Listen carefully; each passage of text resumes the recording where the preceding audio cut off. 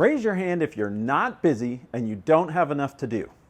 I know, right? We're all busy. Everyone's running around from meeting to meeting and video conference to video conference. Everyone's clamoring for budget and asking for more resources because we all have more to do than we can possibly get done. We're all busy. The trick is there's a fundamentally critical difference between being busy and producing results, and even more critically between being busy and producing the right results. There's a not so funny joke about the pilot who comes over the intercom to inform the passengers that the navigation system is down and the onboard compass is broken, so they have no idea what direction they're headed in. But the good news is that there's a tailwind and they are making great time. It's funny, but it's not funny. So many of us are frantically running around from meeting to meeting, busily trying to get stuff done. But we're not really sure why we're having all these meetings or what it is we're really trying to achieve. But boy, we are making great time. So the question shouldn't be, am I busy? The question should be, am I producing results? And even more importantly, am I producing the right results that are helping to take us in the right direction? Am I producing results that are valuable, that contribute to fulfilling the mission and vision of my organization, to the outcomes that we're trying to achieve?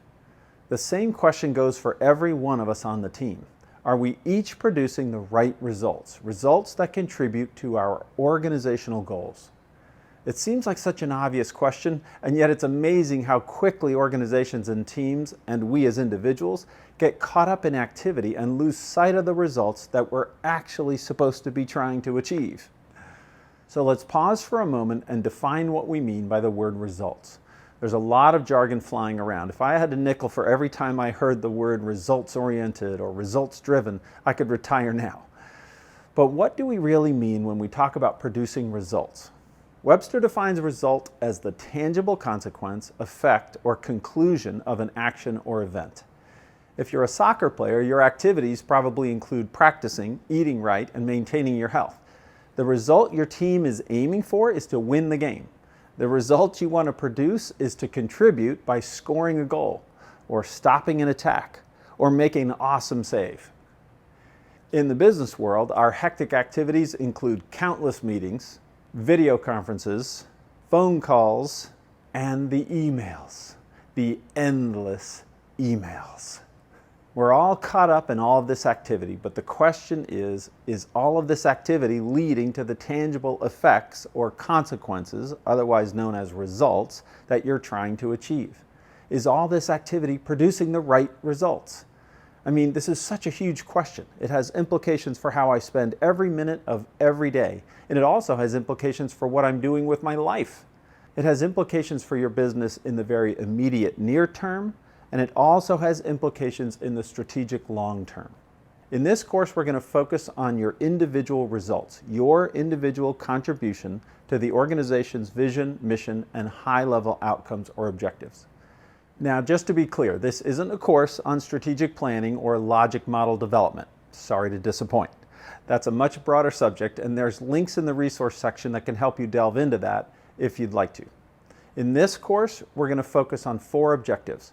First, we'll encourage you to be aware of your organization's mission, vision, and high-level goals. What is your organization trying to achieve? Next, we'll help you raise your awareness of how you are or should be contributing to those high-level goals by producing valuable results yourself. We'll challenge you to be aware of and to appreciate the contributions that others are making. And finally, encourage you to consider where you can help your team sharpen your focus on the right results. Stop doing things that are not adding value, and change direction to produce different results when necessary. Let's start by considering the culture of your organization. To what extent would you say your organization has a results-driven culture? Take a look at the assessment activity on page 3. For each statement, put an X to reflect where you think your organization is on the continuum. Does it seem like looking busy is valued as compared to producing tangible results? Are your days filled with seemingly pointless meetings, or does your team ensure that meetings are efficient and effective?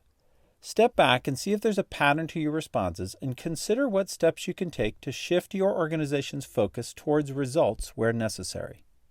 A results-driven culture is built on a foundation of each of us as individuals taking ownership of and responsibility for our own contribution, regardless of whether it's sexy or whether others are acknowledging or affirming us. There's an old story you may have heard about a janitor at NASA. When asked, "What do you do here?" his response was, "I'm helping to put a man on the moon." That janitor understood that by keeping the facility in excellent condition, he was contributing to the professional atmosphere and enabling the scientists and engineers to do the work they needed to do in order to achieve mission success. My hope is that through this course you'll gain greater clarity regarding the mission and vision that you're contributing to, and the results that you and others are contributing to achieve that mission.